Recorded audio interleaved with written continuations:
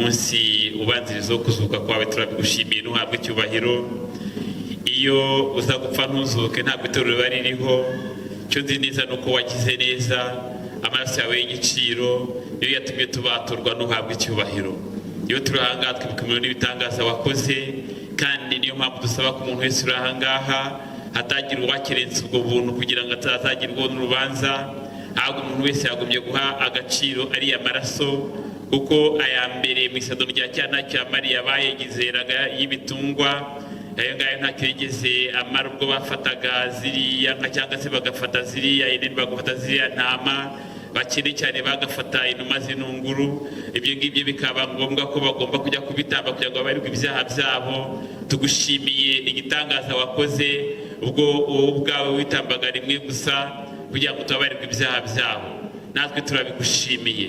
Shimiye yuko abagabo twabimenye, shimiye ko abagore twabimenye tukabiha agaciro, shimiye ko abakobwa babimenye bakabiha agaciro, shimiye yuko abasore babimenye bakabiha agaciro, shimiye yuko itorero ryavutse ariyo mpamvu turi ahangaha, kandi wavuze kuzaryishyira nta kizinga nta n'umunkanyari. Niyo mpamvu muri kano kanya sengeye abanyetorero bakwakiye umwami n'umukiza kugira ngo ubize ubatunganye kandi ubagiriye neza. Byaha bakoze bibabarire, kandi iyi pasika yacu ibiyo kugira ngo ite ku muntu uwo ari we wese, ibya kera bishire ahubwo ibishya zo kandi twumvaga muri kano kanya zikurwaho n'amaraso ya Yesu, kandi ari amaraso yo mu rubavu tuyahaye agaciro, ari amazi yo mu rubavu tuyahaye agaciro.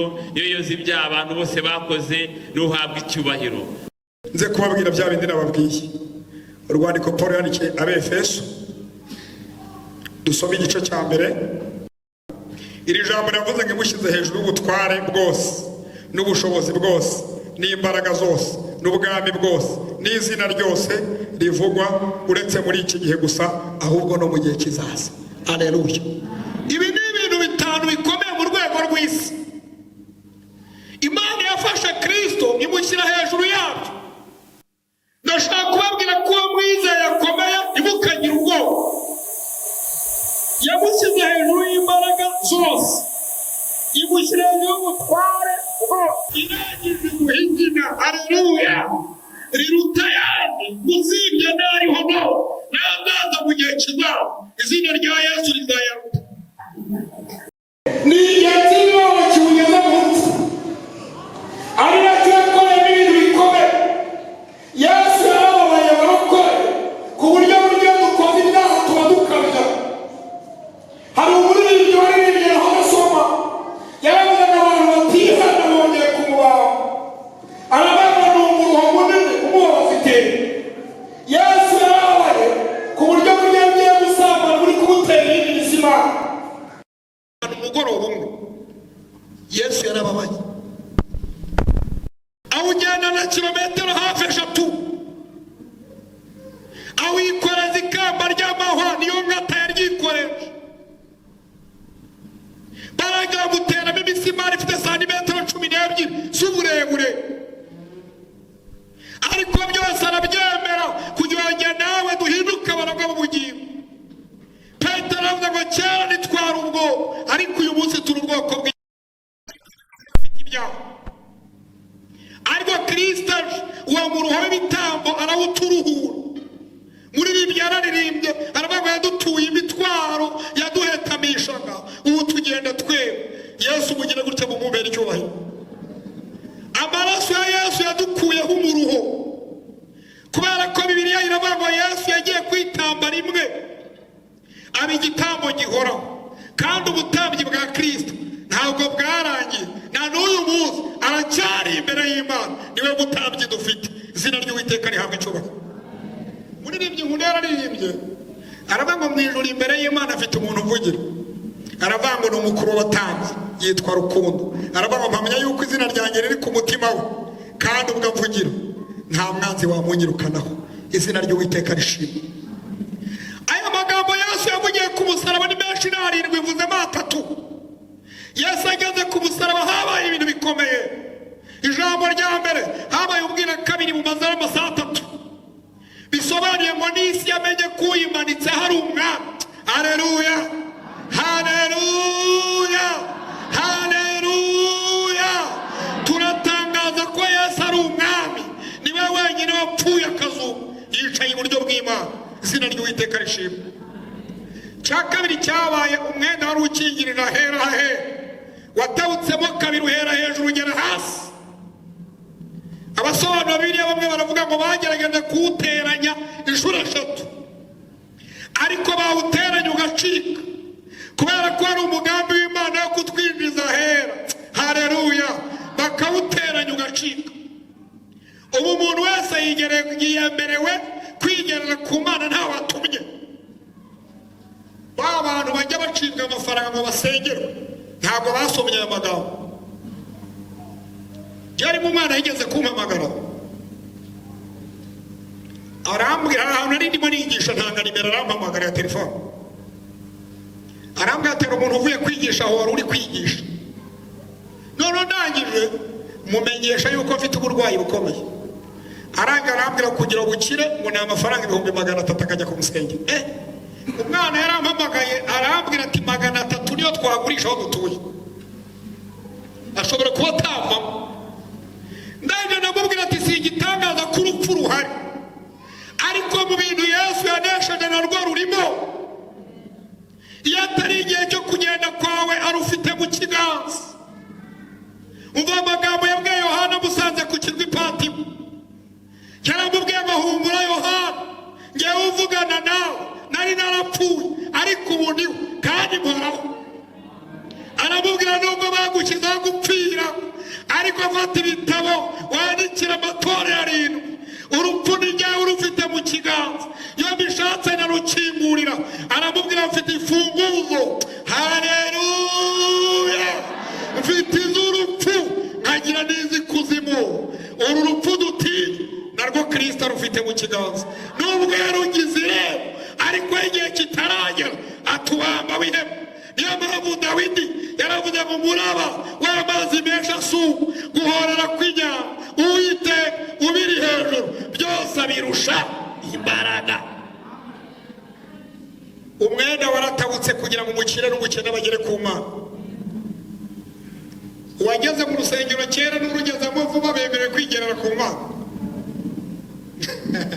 Kuko hari abantu bakanga abandi ngo sinzagusengera. Mwagiye musoma Bibiliya, umuntu aragukanga ntazagusengera, wazisengera. Kandi igihe wasanga ahubwo uri gutuma akurusha ibibazo.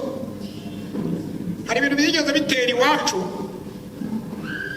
mu ndembe babwira, hari ibintu byigeze bitera iwacu.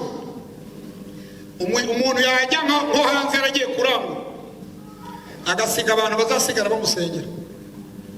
Musigara musengera ninza nzabaha akantu. Hanyuma hakaba igihe wabwiye ngo azaze yirwa musengera, aboneye uburyo bwo kwirirwa asengera ibibazo bye. Kabatini narabuze Menerivari, mbonye aho nsengera ashobora no kurya mu gihe yakoraga, aho nyakorera ntabona n'ubiryo. Akategeka umuntu waparitse imodoka ihera, ndirirwa muvuga navuze ibyanjye katandusha ibibazo. Ibi bintu abantu bakoreye abandi bisaraba nibo basengere. Twemera kugera kwa data nawe dutumye. Niba uri umwana mu rugo, iyo uvuze data arumva. Bibiliya ivuga iki? Yesu yaravuze ngo intama zanjye, haleluya, zimenya ijwi ryanjye, zifite mu kiganza, nta n'uwazibura mu gipfunsi. Tugira n'abandi bantu basenga bajya bambaza ibibazo ngewe, bavuga ngo tuzabwirwa n'iki ko Imana ari yivuze. Nk'umurokore ugifite icyo kibazo yakiriye Yesu. Mundebe mbabaza, umurokore ugifite ikibazo kibaza ngo ngo ni iki kizambwira ko Imana ivuze, ngo kabahanura mwabaye benshi. Muzi umuntu ubaza iki kibazo ntabwo aba yarahamagawe, kuko iyo wahamagawe umenya ko ijwi ryaguhamagaye ari ryo rigarutse. Kandi bibutse ko Imana ntivuga rimwe. Iyo uzi Yesu waramwakiriye, waramenye ko umwenda ukingirira ahera watabutse kugira abantu bamugereho. Iyo Yesu avuze umenya ko ari we, kandi ari ibindi urabimenya. Imana nidutabara, umwenda wari ukingirira ahera waratabutse. Hanyuma Yesu aramanuka agera mu gituro nk'uko mwasomye. Mu gihe yari agezemo, haleluya, haleluya, hari ijambo Satani yari yarabwiye Yesu. Iba mu butumwa bwiza bwanditswe na Yohana mu gice cya 4. yari yaramubwiye ngo nubwo ucitse guteza ikindi gihe. Ikindi gihe yaramubwiye ni kiriya, yaravuze turisha ukuzansanga kuri Edikota aho nkorera. Noneho Satani ntiyamenya ko imbaraga Yesu afite azanazimanukana akanazizamukana. Hanyuma agezeyo, haleluya, aramufata aramuboha, amwambura imfunguzo. Bibiri iravuga bohora abera. Ku munsi wo kuzuka bazabivuga ejo ngo Yesu anyura muri Yerusalemu hagati afite abera Satani yari yaraboshye, ngo agenda aririmba. Munema abwira indirimbo Yesu yari ari kuririmba. Iyo ndirimbo ngira ngo nahawe ubutware, haleluya, mu ijuru ndetse na hehe no mu isi. Iyi niyo ndirimbo Yesu yaririmbye azutse anyuranya abera Yerusalemu mu mujyi. Yaravugaga ngo nahawe ubutware mu ijuru no mu isi. Kababwira ikintu cy'ukuri, Kristo Yesu wapfuye akazuka niwe ufite ubutware mu ijuru na hehe no mu isi. Imana ishimwe. Hanyuma nihuse munyemerere mvuge ibintu bike muri byinshi urupfu rwa Kristo rwadukoreye. Hanyuma bibutse ko ushaka kumenya neza imbaraga z'urupfu rwa Kristo, usanga ziri mu maraso Kristo yamennye. Uze gusoma urwandiko rwandikiwe Abaheburayo igice cy'9 uhere ku murongo wa 18 kugera ku 22. Aho singiye kuhasoma urwandiko rwandikiwe Abaheburayo kandi igice cya 4 umurongo wa 7. Aho hose hagaragaza imbaraga ziri muri Yesu ko ziri mu maraso ye. Izina ry'Uwiteka rihabwa icyubahiro. Hanyuma urupfu rwa Yesu icyambere rwatwunze n'Imana. Haleluya. Ndagiye mbibutse ko Kristo ataraza twari twarakatiwe urwo gupfa kandi burundu. Ariko Kristo aje, haleluya, mufite teme nziza iravanga intimba zacu nizo yishyizeho kandi imibyimba ye niyo adukirisha. Urupfu rwa Kristo ubwarwo rwatwunze n'Imana, rukuramo urusika rwadutandukanyaga nayo. Ako kanya ruhita rukora urwego ruduhuza n'Imana. Ayo magambo ari mu rwandiko Pawulo yandikiye Abakolosayi igice cya 1 umurongo wa 20 kugera ku murongo wa 22. Hanyuma inyungu ya kabiri y'itorero mu rupfu rwa Kristo, izi mbaraga za Yesu zinyuze mu mibabaro ye no mu rupfu. Ijambo rya kabiri zadutsindiye ibyaha n'urupfu. Haleluya. Iyi mibabaro ya Yesu yadutsindiye ibyaha n'urupfu. Mu yandi magambo ibyaha byacu byabazwe kuri Kristo mbere nk'uwabikoze. Ziriya ntimba harimo imibabaro igendanye n'ibyaha Kristo yikoreye ku bwacu. Bibiliya irabivuga mu rwandiko Pawulo yandikiye Abaroma igice cy'8 umurongo wa 2 kugera ku murongo wa 3. Ijambo rya 3, imbaraga za Yesu ziri mu rupfu rwe zakoze ikintu gikomeye, zatumye tugendana ubugingo bwa Yesu. Munyumve barokora, izi mbaraga zatumye tugendana ubugingo bwa Yesu muri twe. Bisobanuye niyo ukirijwe ukakira Kristo, uhereye uwo munsi naho utaha barabimenya ko wahuye na Yesu. Ubugingo bwa Yesu ugendana nabwo. Abakubonye bamenya ko utakiri wa wundi. Hari impinduka iba iyo urupfu rwa Kristo warwakiriye rukaba muri wowe. Ari nayo mpamvu kuvuga ngo narakijijwe ntabwo bihagije. Ubundi iyo umuntu ari umukristo bimenywa n'abantu kurenza uko we yabimenya. Kuko ijambo ryitwa umukristo baryitiwe muri Antiyokiya, barimo bavuga ubutumwa. Abantu barebye uburyo badasa nabo, badakoze nkabo, batagenda nkabo, baravuga ngo nta yindi mpamvu aba bantu ni abakristo. Urupfu rwa Yesu rero cyangwa imibabaro ya Yesu yatumye tugendana ubugingo bwa Yesu. Ayo magambo ari mu rwandiko rwa 2 Pawulo yandikiye Abakorinto igice cya 4 umurongo wa 10 kugera ku wa 11. Nihuse irindi jambo navuga ni uko urupfu rwa Kristo cyangwa imibabaro ye yadukirije umujinya w'Imana. Ahantu ushobora guhagarara Imana ikakubona ni muri Kristo honyine. Kabyumvise umuririmbyi yaravuze ngo Uwiteka umucamanza iyo ambonyeho amaraso nancira urubanza rubi anyita umukiranutsi. Muri Kristo kumva. Muri Kristo niho honyine ushobora gusenga Imana ikakumva. Ariyo mpamvu Bibiliya ivuga amagambo akomeye. Yesu yaravuze ngo nimuguma muri njye amagambo yanjye akaguma muri mwe musabe icyo mushaka kubera ko muzagihabwa. Imibabaro ya Yesu rero, aleluya, yakoze ikintu gikomeye kuko yadufasha ako kanya ihita tugira abantu bashobora kuvuga imbere y'Imana kandi icyo tuvuze Imana ikacyumva. Yesu abaha umugisha. Ikindi imibabaro ya Yesu yadukoreye, imibabaro ya Yesu n'urupfu rwe byaduhinduye bashya. Pawulo yabibwiye Abakorinto, urwandiko rwa mbere bandikiye igice cya 5 umurongo wa 17, yarabwiye ngo iyo umuntu ari muri Kristo Yesu aba ari icyaremwe gishya, ibya kera biba bishize kandi uwo muntu aba ahindutse mushya. Ikintu gitangaje kibabaje ni uko hari igihe uhura n'umuntu avuga ko yakijijwe ugasanga ibyo yavugaga nibyo akivuga, ibyo yambaraga nibyo cyambara, uko yitwaraga niko cyitwa. Ntushobora kumusitaraho yakumerera nabi kandi yarangiza akavuga ngo yahuye na Yesu. Ndabibutsa ko hari impinduka yabaye kubw'imibabaro ya Kristo ubwayo yatumye duhinduka abantu bashya. Aleluya, ibya kera birashira. Uyu munsi twabaye abantu bahindutse. Niba ubona ukivuga nk'uko wavugaga kera, ukambara nk'uko wambaraga kera, ukagenda nk'uko wagendaga kera, ukarya nk'ibyo waryaga kera, ukaba mu bigare nk'ibyo urimo kera, Yesu waramwumvise ariko ntabwo uramubona. Hari ibintu abantu bajya bahuza, bagahuza imyaka bamaze mu idini no kuba muri Kristo. Ibyo ni ibintu bibiri bifitanye itandukaniro. Amategeko y'idini ntawe yarushaga Abafarisayo. Bari bafite iminsi yo kwiriza ubusine mu cyumweru, utayubahiriza bakagutera amabuye. Ariko Yesu yabise indyarya inshuro nyinshi. Yarabwiye ngo muzabona ishyano Abafarisayo mwandyarya mwe kuko mwoza inyuma y'igikombe ntimwoza imbere. Mu yandi magambo bambaraga imyambaro igaragaza ko ari Abakristo, ku buryo iyo usomye Bibiliya usanga imyambaro y'Abafarisayo yabaga yaranditseho amategeko y'Imana, ariko nubwo amategeko y'Imana yari ariho bari abambere mu kuyica. Yesu arababwira ngo bazabona ishyano kuko boza inyuma y'igikombe ntiboza imbere. Imana idutabara. Iyo umuntu ari muri Kristo Yesu aba icyaremwe gishya.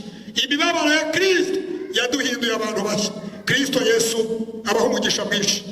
Ikindi nababwiriza imbaraga zadukoreye ni uko izi mbaraga zatumye dutinyuka.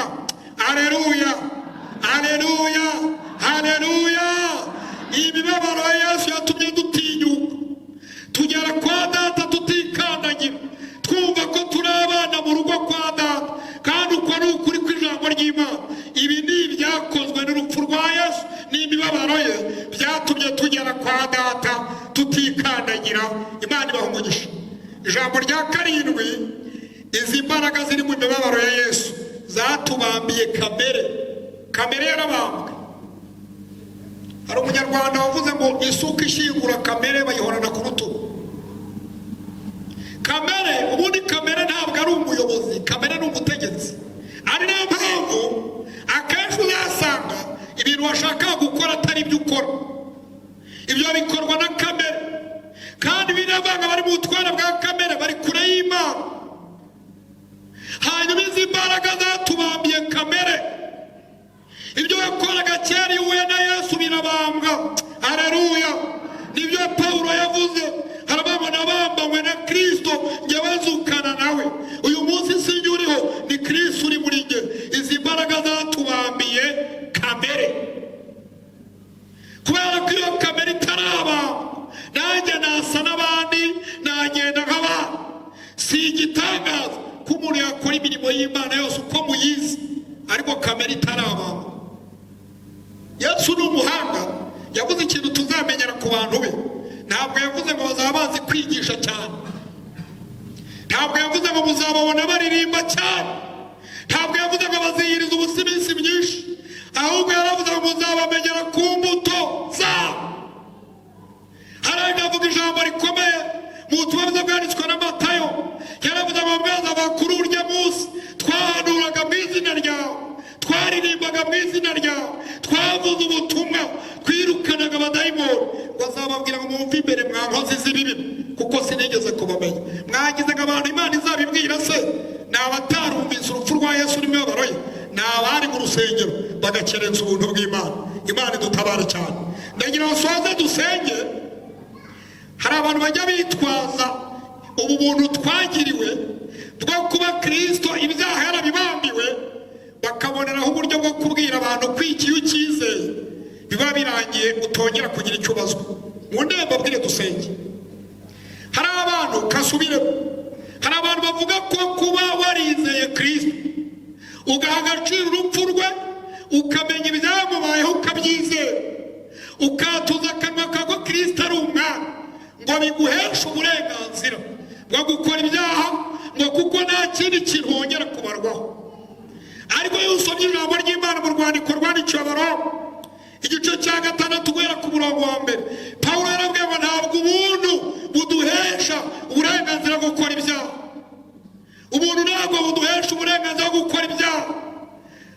Kandi Tito nawe amagambo yaravuze mu rwandiko rwe igice cya 2 umurongo wa 11 kugera ku wa 12, yavuze ko ubuntu butubatura, haleluya, bukaduhesha kubaha Imana, bukaduhesha gukiranuka, bukaduhesha kugendana n'Imana, kwizera urupfu rwa Kristo n'imirimo Yesu yakoze.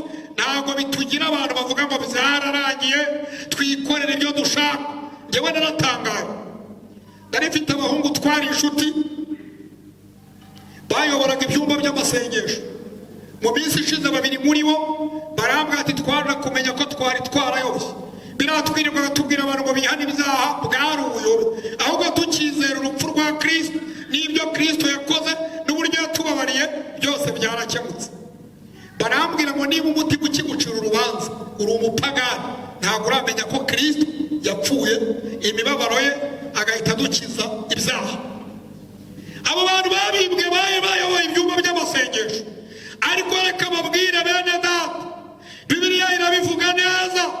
Yesu yavuze amagambo akomeye, aravuga ngo ndaza vuba nzanye ingororano kugira ngo arebe umuntu wese ibikwiye ibyo yakoze. Yaravuze ngo hanze hazaba imbwa n'abarozi, abasambanyi, abasenga ibishushanyo, abibone n'umuntu wese ukunda kubeshya akabikora. Ubundi kuzirikana urupfu rwa Kristo byakagombye kuduhesha kugenda twirinda ibyaha kugira ngo tutamusubiza ku musaraba. Kristo Yesu nabaho umugisha. Ndagira nsoreza ngaha dusenge Imana. Ndagira muri aka kanya tugira icyifuzo dusenge. Birashoboka yuko aka kanya waba ukiri imbata y'ibyaha kandi Kristo yarawe, waba ufite ibyakunaniye kureka kandi Bibiliya igaragaza ko Imana igitanga imbaraga. Pawulo yaravuze ngo ashobozwa byose na Kristo kuko ari umuha imbaraga. Bimwe mu bintu byazanye Yesu, iyo usomye igitabo cy'umuhanuzi Yesaya igice cya 31, ubona ari ijambo ngo yaje kumenyesha imbohe ko zibohowe no gukingurira abantu bari mu nzu y'imbohe, kumenyesha umwaka w'imbabazi z'Imana no gutanga ikamba ry'ibyishimo mu cyimbo cy'imibabaro. Birashoboka yuko muri iki gihe twibuka urupfu rwa Kristo, waba ukiri imbata y'ibyaha. Emerera Yesu, amaraso yamennye kweza gutungana. Ntabwo kuba ejo tuzizihiza Pasika byakuraho ko Kristo yaza. Mu ndebe mbabwira kadusenge, kuba ejo turimo twizihiza Pasika tuvuga ngo Kristo kuri Pasika yarazutse, ntabwo ari ikimenyetso kigaragaza ko atadutungura, kubera ko naza azaza nk'umujura. Niko Bibiliya ivuga. Aka kanya Yesu yaza, ejo Yesu yaza, ejo bundi yaza. Ntabwo turi guserebura Pasika byatuma Kristo ataza, ahubwo tunganya iby'ubugingo bwawe, iyeze ku gatondo ku kane, kugira ngo ibi turi kwibuka bya Kristo azukire muri wowe. Murabizi Imana irera, izengerwa n'abera.